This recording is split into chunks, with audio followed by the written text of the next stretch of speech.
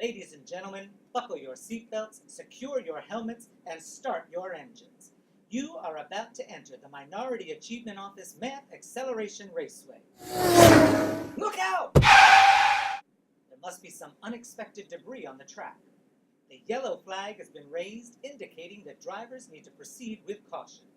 This would be an ideal time for us to make a pit stop and reflect on our first semester performance. We started our race with 50 individual math acceleration classes spread out across 26 OCPS elementary schools. More than 620 students took their place in the fast lane to learning, but at the outset, only 9% of those students were on level green in math, based on the beginning of the year iReady diagnostic. Before the checkered flag waves, however, and the last student crosses the finish line, the MAO is determined to see 67% of our students, a full 2/3, reach on-level green status. So where do we currently stand in our race to increase student learning gains? Well, for starters, 76% of the MAO acceleration classes recorded average scale score gains that exceeded the mid-year growth target, and 10% of our classes actually had average gains that exceeded the year-end growth target. Wow! These students clearly have their eyes on the prize. Now, in order for the MAO to keep pace with its aggressive goal, we would need to have at least 38% of our students on level green at this stage of the race. But, ladies and gentlemen, we left that number in the dust. Based on mid-year diagnostic results, 46% of students made it to on-level green at the halfway point, an astounding increase of 37 percentage points. Furthermore, 2/3 of MAO students who were level red at the beginning of the year diagnostic moved into the yellow at mid-year, and 10% of the red made it all the way to green in just a few short months. And the news just keeps getting better. Even though math achievement gaps for our 26-school consortium increased slightly between diagnostics, the MAO minority populations kept pace with and even slightly outperformed our white student population. Consequently, the MAO is sitting pretty with negative achievement gaps among our 620-plus students. Now, you may be asking yourselves, how in the world did the MAO math acceleration students achieve such significant growth in such a short time? What is the secret to their success? To answer those questions, we welcome the insights of MAO Executive Area Director, Dr. Ella Thompson. There really is no secret. In the Minority Achievement Office, we believe in a balanced approach to instruction that requires students to look backwards as needed to fill in any gaps in their math skill sets and to look forward so they can successfully master current grade level expectations. Until now, students who were performing below grade level spent most of their time looking backwards, filling in holes, so it is no surprise that they struggled when asked to look forward and access current instruction. We advocate the front-loading of key concepts and associated vocabulary through acceleration lessons, and also to address identified misconceptions. Front-loading increases the likelihood that students will successfully access upcoming core instruction, and our results seem to bear that out.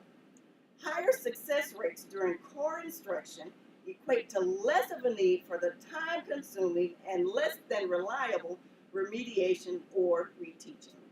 As an added bonus, students who receive acceleration develop academic confidence, they're more engaged during core instruction, and tend to be more eager to show off their new knowledge and actively participate in classroom discussions. But how do you respond to those critics who claim that negative achievement gaps are clear evidence that the MAO's acceleration initiative is inherently biased and favors minority students? I'm glad you asked that. We are reflective practitioners, and we advocate for systemic reflection as well. Our data show that our white students didn't grow at the same level as our Black and Hispanic children. This sent up a red flag due to the perception of some that the Minority Achievement Office is inherently biased and favors minority students to the detriment of our white students. Although we were hopeful and we did expect to see our minority populations grow at the same rate as our white population, the MAO was genuinely surprised when our minority subgroups outperformed our white population. When that happened, being reflective, I asked myself, is this proof that the naysayers' concerns are correct? Because as we know, data doesn't lie. And so we delve deeper into the data. We ask difficult questions and facilitate courageous conversations all the time in our trainings. It's part of the MAO culture. So we challenged ourselves to assess what was reflected in the data. A careful examination, however, revealed that the average scale score growth among our white, black, and Hispanic students was actually very similar. The reason fewer white students reached on-level green is because more of them started at a lower point on the yellow spectrum. As you know, two students can make identical scale score gains, but if one starts out lower than the other, it is very possible that only one will move to on-level green status. In the MAO, we never minimize what the data says, and we authentically reflect in order to improve our practice as we serve Orange County Public Schools. We enjoy being your thought partners as we continue to accelerate our efforts to be the top producer of successful students in the nation. Working together, we know that we can make the OCPS vision a reality. Well said, Dr. Thompson. And now, let's take a quick trip to one of the MAO-supported campuses in the Southeast Learning Community, Conway Elementary. At Conway, the decision was made to restructure all of the school's tutoring programs to feature acceleration instead of conventional remediation. Crew Chief and Principal Sean Maguire is on hand to discuss why he made that bold and daring move. By taking the opportunity to front load the information for our students, provide background knowledge in the front end of instruction, was very important for our kids. And our teachers immediately saw the impact where the students that were struggling before or quiet in the back of the class were raising their hand and participating more because they had just seen that content prior to. We'd see glimpses of it with iReady or Success Maker where kids would go, oh, I saw this last week. But by providing groups of kids in the classrooms that had gotten direct instruction on the grade level content prior to the instruction in the core curriculum classrooms, really brought out the best in them and more success and more participation in the classroom. We simply saw consistent data after a couple of years with our programs that were involved in acceleration, and the data in our non-acceleration or remedial programs was inconsistent. Well, this data is definitely something to be proud of.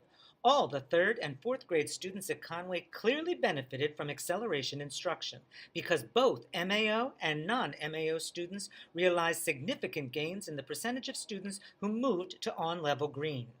Equally impressive was the substantial drop in the percentage of students who scored level red.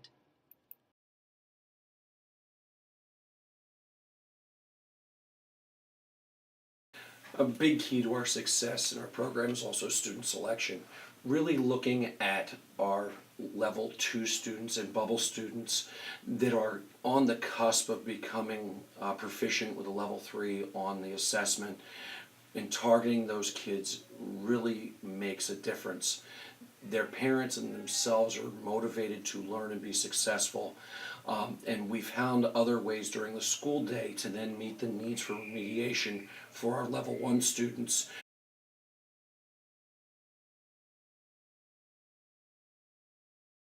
The key to any great enrichment or tutoring program is teacher selection. And we have been able to form a really solid group of teachers that have passion about their content.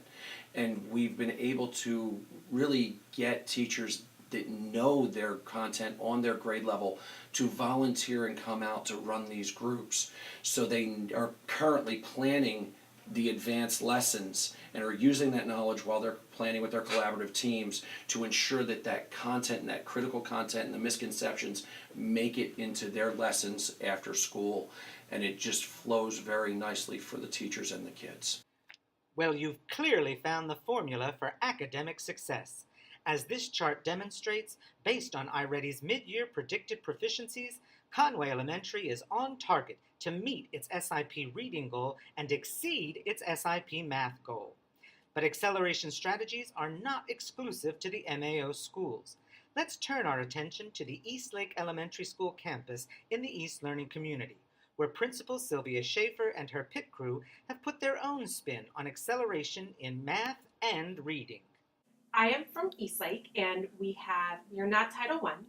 We have a very small leadership team, limited resources, and when the summer came up, we started brainstorming ideas of things we could do, not just remediation, that would increase our attendance and tutoring and get us different results than we've been getting.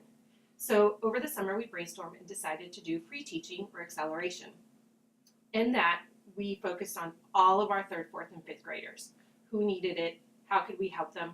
Without really knowing if it was going to work. But work it did. As shown in the charts here, the increase in the percentage of on-level green in math among acceleration students was more than double that of non-acceleration students. And the increase in the percentage of on-level green in reading among acceleration students was nearly triple that of non-acceleration students. What we did is we do 1 day of reading, 1 day of math, 1 hour sessions. All instruction is done in small groups. So students rotate 20 minutes with a teacher, 20 minutes iReady, and 20 minutes during a STEM activity.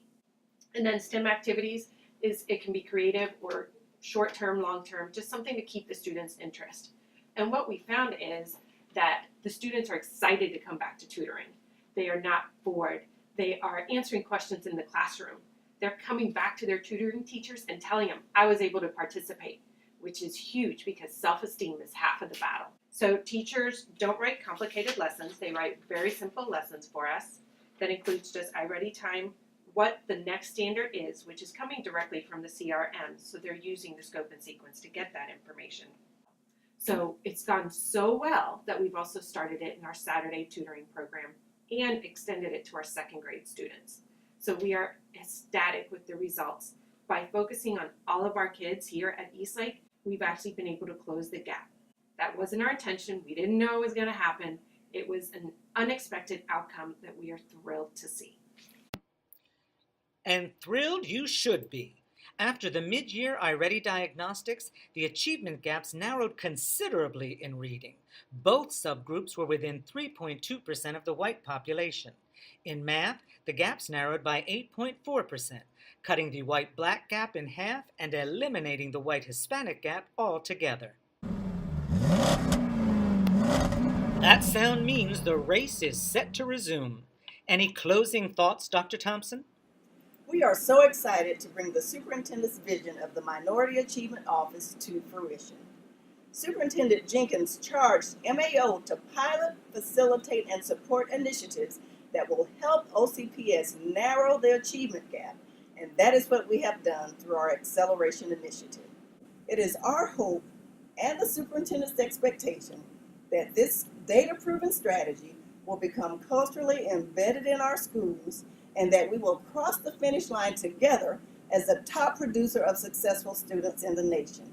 See you at the finish line.